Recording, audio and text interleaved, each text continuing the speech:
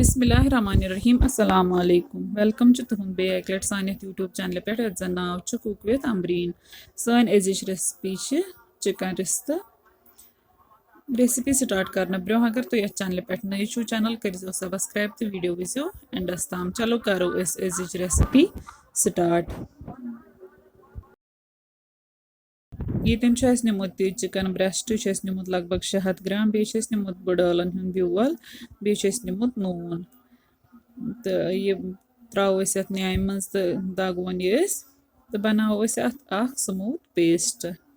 तो हेक्यू अगर ने तुम यूत मेहनत करो तो हेक्यू मिक्सर ग्राइंडरस मज ते पेस्ट बनायित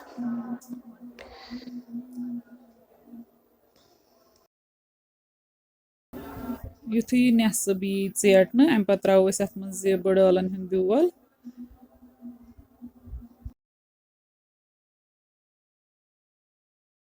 अम पे करो अत मज बटर ऐड तो चेटो यह असल पे यह करो पूरे मिक्स अत सत बटर ऐड करने पत करो अत मज नून ऐड तो चेटो यह वन तोताम चेटुन योताम बिल्कुल रेडी गि येतन रेडी गोमुत अत गोमुत कलर चेंज अत मज करो वन ऐड ठूल तो करो मिक्स अत सत पूरे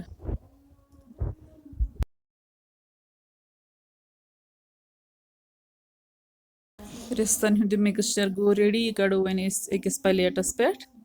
तो दिमो रेस्ट फ्रिजस मज लगभग अड़िस घंटस ताकि यह गि सेट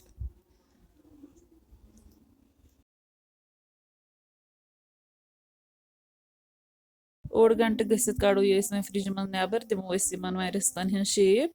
तो बेन निमुत यह आब यह सखबुल आब यह त्रो सखबुल आबस मज त्रो वन थो गैसस पे तो अनो अत पे ग्रेख इन आई ग्रेख ये ग्रेकान ये मे निमित मसाल मे निमुत जूर रोंग मर्च फुल 2 दालचीन बड़ आल सब्ज आल बेश मे निमित येतन क्या पाउडर्ड मसाल यह मे निमित लेदरि चमच 2 नून चमच 1 2 बेश मे निमित बादाम पाउडर चमच 3 बेश मे निमुत शोंठ चमच ओड तो यम करो अथ मज ऐड वन बे त्रो यम होल स्पाइसेस अथ मज अलबत्ता यम सब्ज आल बड़ आल बे मर्च तिम कर मे थोड़ा पीस मे तिम त्रो अत मज वन लगभग कि अकिस घंटस ताम इथे पे पाक दिन ताकि मसालन हूं शिर पूरे मज लगभग 1 घंटे पत कोर मे फ्लेम बंद तो वन करो अमि खतर तड़क रेडी ये मे निमुत तील तो तील युथु गरम गि अत मज करो गंड फ्राई यह कर गोल्डन ब्राउन फ्राई यह पूरा फ्राई कर तो अम पे युथु फ्राई करो तम पे पेस्ट बनावन ये गो गंड फ्राई यह कड़ो अकिस प्लेटस पे नबर तो अत बनाओ पेस्ट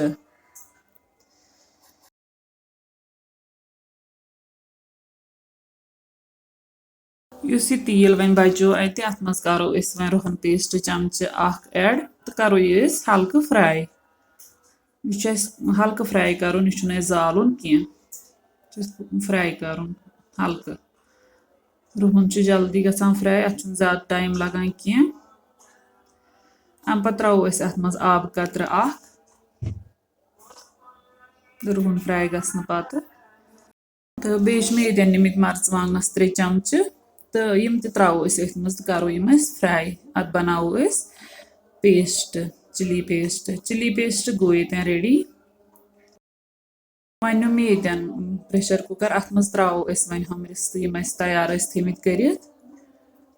तो बे त्रो आब तमुक अमुक शिर अमुक मटन स्टॉक सह करो रिस्तन मज ऐड यह करो डायरेक्ट ऐड इन रिस्तन मज कहें अमुक स्टॉक तो कड़ो स्ट्रेन करो ताकि मसाल गसन अत सत मिक्स कह अम पे करो अत मज तड़क ऐड इस तड़क कोर्मुत तैयार तो यह करो यमन सत ऐड वन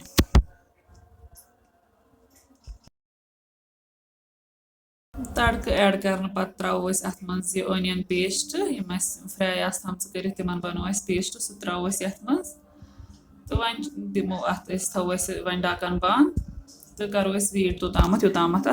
ग्रेख यी ग्रेख इन पत तुलो अत ढक्कन थोद तो ग्रेखनावो तोताम योताम अत ग्रेवी यह मटे